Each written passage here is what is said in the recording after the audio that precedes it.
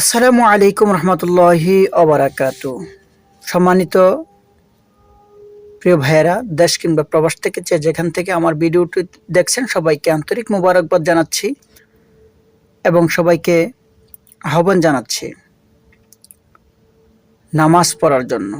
সকলকে দাওয়াত দিচ্ছি নামাজের জন্য। নিজে নামাজ পড়ুন, অন্যকে নামাজ পড়ার জন্য উৎসাহিত করুন।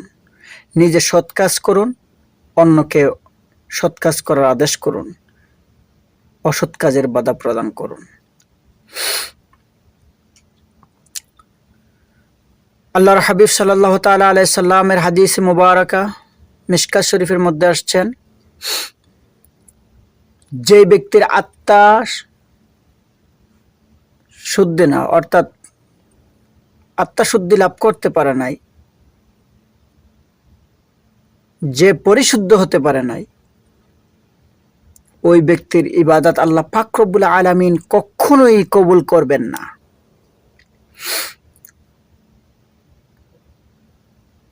আমাদের আমল করি ঠিক, কিন্তু আমাদের ভিতরে ফখর বিরাজমান, আমাদের অন্তরটা নাপাকে ভরপুর।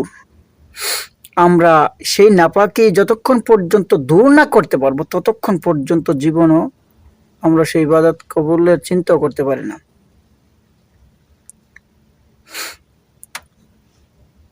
তো আমরা সেই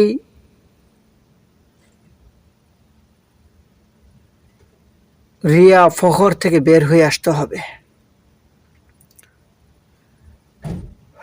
আমরা